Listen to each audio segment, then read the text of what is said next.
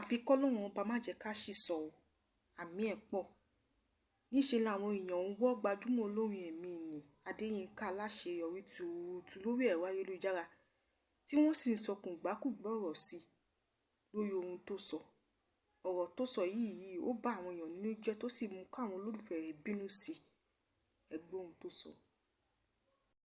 tó bá jáwọn ọmọ ẹ wọ́n wà nínú igbó yẹn ṣó bá sọ tó ń sọ ó ní jáde wá sọ̀rọ̀ wàá ti ní blood pressure àbí kó máa fomi sí ẹ lára by now ọkọ ti sunkún kó ti fẹ́ da fọ́jú torí pé tí ẹ wà lákàtà ẹ ó ló ṣiṣẹ́ lúkàjà tó ń sọ̀rọ̀ lẹ́nu ó ní wọn gbàdúrà tó yan àwẹ̀ 50 days fún wa nàkàgbà yan àwẹ̀ 50 days fún wa nàkàgbà àbí ó lè yan ní 70 days náà fasting and prayer a lè bẹ ìgbà lè join ẹ tiẹ̀ máa gbọ́rọ̀ no ẹ̀yin èèyàn sọ̀rọ̀ nìyẹn ṣá àwọn ọmọ Nàìjíríà ò gbàdúrà tó ládùúrú káàpù tẹ ní Lagos Ìbàdàn expressway tó jẹ́ pé kò sí tó bá dé káàpù yẹn ní èdè ó máa rí thousands of people mẹ́ TMFM ò bá ṣe tiẹ̀ Rìdíìmù máa ṣe tiẹ̀ tí Rìdíìmù bá ṣe tiẹ̀ àwọn kérúbù àti àfọ̀n máa ṣe tiwọn tí kérúbù bá ṣe tiwọn àwọn násàtì máa ṣe tiwọn ṣó wà bẹ́ẹ̀ lóyìnbó ṣé káàpù pọ̀ bí ṣé káàpù tiẹ̀ wà bí ṣá lẹ́yìn ìṣàdún àṣàmì kẹgbà lẹ́yìn lọ ẹ̀yin lẹ máa ṣe convention ẹ̀yin lẹ máa ṣe harvest ẹ̀yin lẹ máa ṣe gbogbo ẹ̀ so tí àdúrà tẹ gbà ní Lagos Ìbàdàn expressway yẹn kò tí tó bring àwọn ọmọ yẹn back àgbà tó bá tó fún wa ní àwẹ̀ 100 days fasting and praying ní 100 days àbí fasting and prayer for 100 days náà tó bá mọ̀ káwọn ọmọ máa wálé ẹ̀yin èèyàn ẹ jẹ́ ká bèèrè wa ǹjẹ́ o lè ṣe tiẹ̀ bẹ́ẹ̀ àwọn ọmọ tí ó wà lákàtà ẹ̀ náà tó èsì sí wọn lórí tó ń lo generator àwọn I'm very sure ó máa ní inverter ó máa ní solar wà dẹ̀ tún ní kíni o wà ní generator so tó dúbá ti kú bá àwọn ọmọ tiẹ̀ ṣé o lè ṣe tiẹ̀ bẹ́ẹ̀ ṣáwọn ọmọ ẹyọ kan lè wà ní ugbó yẹn for just 30 minutes ṣá lè wà bẹ́ẹ̀ for 30 minutes kó wá máa sọ pé ìjọba wọ́n ṣe nǹkan tó yẹ kán ṣe ṣẹ́rí Tinubu náà bá terrorist ń bẹ̀ ni ó bá àwọn terrorist ń bẹ̀ ni but responsibility Tinubu ni kékeré kó fix ẹ̀ that's his responsibility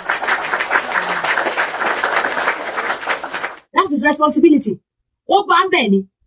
that's fine but what are you doing about it ibẹ̀ mo ti fẹ́ come in it's your responsibility to tackle it and that's the reason why people actually voted for you wọ́n ti ní believe nínú ipe ẹ lè ṣe ẹ lè handle insecurity ẹ lè ṣe ṣẹ́rí the security aspect Nigeria I say it all the time on my show wọn ò tí ì get it ẹ tó bá jáde síta lẹ́ni tó sọ fún yín pé security Nigeria 100% ní kò sí nǹkan kan olórí ẹlẹ́ òkò pa ènìyàn olórí burúkú ènìyàn ni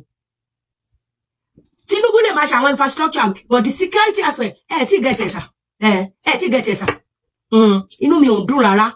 ẹ máa ṣe Instagram báyìí àwọn people yẹn máa flaunt fine they might want to use it to sabotage his whatever his time but please tá bá need help in Nigeria seek for help ẹ̀yin ẹ̀yẹn jẹ́ kí n tún sọ nǹkan fún yín mo tún ṣe analysis kan ẹ máa rí ọmọ àbókí tó máa ní tọmọnà lórí ọmọ jàǹjàlá a máa gbé K47 tó ń tà ní millions of naira agbésọwọ́ ṣó lè afford ìbọn tó gbé sọ́wọ́ men looking at the àbókí àbáwọn Fúlàní yẹn tẹ máa rí tó máa wọṣọ tó máa pọ́n aṣọ wọn gan máa ya wọ́n dẹ̀ máa gbé ìbọn millions of naira sọ́wọ́ ṣé ẹ̀yin ò rí pé àwọn kan non sponsor àwọn kan non sponsor àwọn people yẹn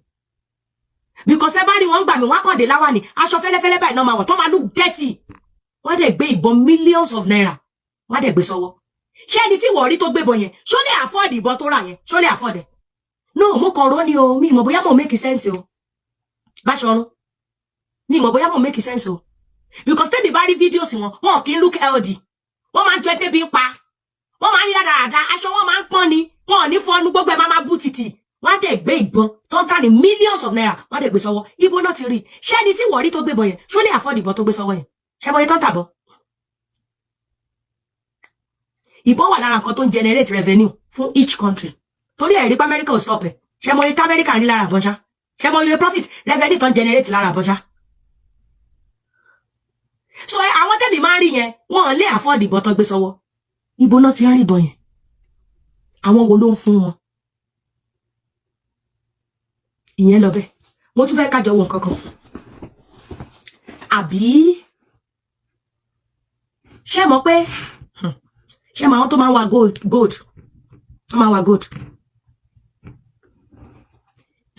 tó bá lọ sí àwọn ìlú kan mo kàn ń rò lórí mi ni o ṣé mọ̀ kó possible tó yẹ pé tó bá ti rí pé gold wà níbẹ̀ yẹn tó ń wà wọ́n wá dọ́gbọ́n lọ lé àwọn villagers tó wà ńbẹ̀ wọ́n á lo àwọn terrorists láti lọ fi lé wọn dànù àwọn terrorist yẹn wá mount ibi tí gold yẹn wà àwọn tó ń wà wá máa ráyè wá ṣó tún possible bẹ́ẹ̀ mo kàn ń rò ni because gbogbo bí táwọn terrorist yẹn wà ń sìn wọn ò bí anybody dákó débẹ̀ àwọn ìlú yẹn ti di aworo àwọn èèyàn ti sá kúrò ń bẹ̀. Am I making sense? Èèyàn kan ní ìyá ọgbà mo kàn rò ni o pé ẹ sure pé kì í ṣe àwọn tó ń wa gold náà ń ṣe àwọn iṣẹ́ yìí ṣá ẹ sure because tó bá rí pé gold kan wà níbi abúlé kan ṣe mọ̀ pé kán lọ gbé wọ́n wá rí pé gold rà níbẹ̀ àwọn tó ń wà àwọn terrorist náà máa lò because inú owó gold náà ló ti lè rí kán máa supply wọn láwọn ọ̀bọ yẹn because there is a lot of money when it comes to gold wọ́n sì ní lójoojúmọ́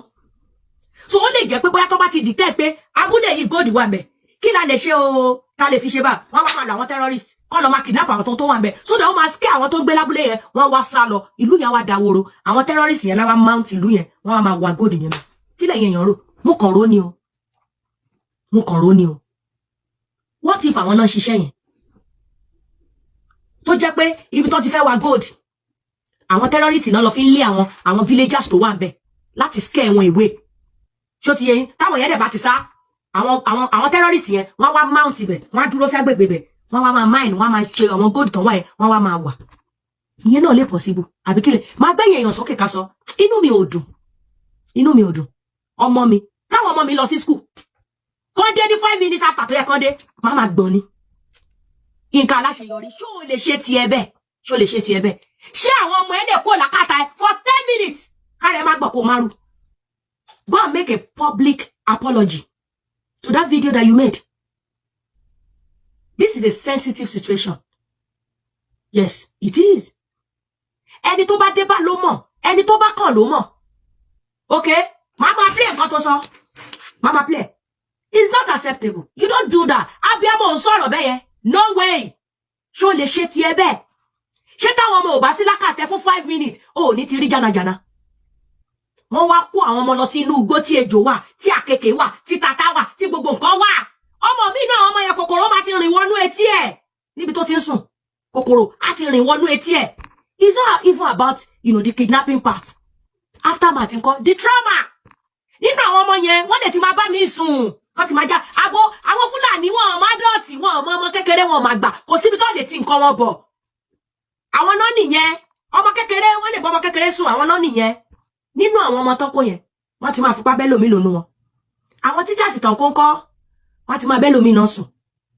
tó bá kó wọn lẹ̀ di trauma nǹkan táwọn ọmọ yẹn máa face ṣó lè ṣe tiẹ̀ bẹ́ẹ̀ Yínká aláṣeyọrí ṣó lè ṣe tiẹ̀ bẹ́ẹ̀ ṣáwọn ọmọ ẹ̀ lè wà ní ugbó for days kó máa sọ nǹkan tó ń sọ lẹ́nu ṣáwọn ọmọ ẹ̀ lè wà ní ugbó for days as abiyamọ ṣó lè wà mo ní táwọn ọmọ mi bá dé 5 minutes after time tó yẹ kán dé láti school máa ti pé bàbá wọn pa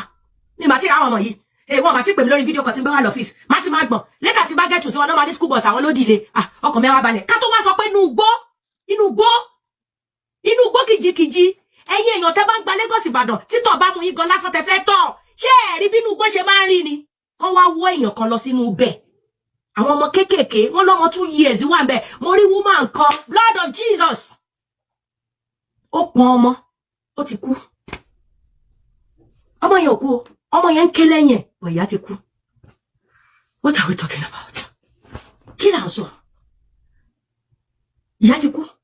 Ọmọ yẹn wá ń ké lẹ́yìn yẹ. Ṣóbìnrin yẹn deserve ikú tó kú. Ẹ̀ṣẹ̀ wo ló ṣẹ̀? Ẹ̀yin tẹ́ ẹ̀ ń ṣiṣẹ́ yìí, ṣé ẹ̀ ní ìbẹ̀rù Ọlọ́run ni? Gbogbo ẹnikẹ́ni tó bá wà ní dìkìní, ẹ̀ sponsor wọn ni, ẹ̀ fún wọn lówó ni, ẹ máa fojú sunkún gbogbo àwọn ọmọ tó jáde nù yín. Ikú òjijì ló máa pa gbogbo yín. Ẹ wà nínú ilé pẹ̀lú àwọn ọmọ yín wọ́n study labroad gbogbo wọn fly wọ́n lọ fún vacation ẹ wá ń fi ẹ̀mí àwọn ènìyàn àwọn tálíkà ẹ wá fi gbá game ẹ fi ń ṣe òṣèlú gbogbo yín ò ní ṣoríire tẹ bá bí ìgbà ọmọ ẹ ní jèrè kankan nu wọn ní gbogbo ẹ̀yin tẹ bá sponsor àwọn terrorist àwọn ẹni ẹlẹ́ni tó ń ṣeṣẹ́ oko wọn jẹ́jẹ́ tí wọ́n manage ara wọn àwọn ẹni ẹlẹ́ni tó gbọ́ máa lọ kọ ẹ̀gẹ́ wọ́n máa lọ ṣe gàrí wọ́n á fojú yin gàrí gbogbo iṣẹ́ wàhálà ni wọ́n lọ wa oko wọ́n ro ẹrù sórí wọ́n á dáná wọ́n dáná wá ṣe gbogbo ẹ̀ àwọn ẹni ẹlẹ́ni tún wá ń jẹ̀bi láti wo oúnjẹ ọjọ́ wọn ṣó yẹ kó rí bẹ́ẹ̀. ọ̀rọ̀ lẹ ti gbọ́ lẹ́nu arábìnrin yìí lórí bó ṣe sọ kò gbákùgbọ́ ọ̀rọ̀ sí Yínká Aláṣeyọrí látàrí ọ̀rọ̀ tó sọ wípé àwọn aráàlú ò gbàdúrà tó ni àwọn agbébọn agbésùnmọ̀mí tó jẹ́ àwọn olùkọ́ àti akẹ́kọ̀ọ́ gbé ṣe tí fi wọ́n sílẹ̀.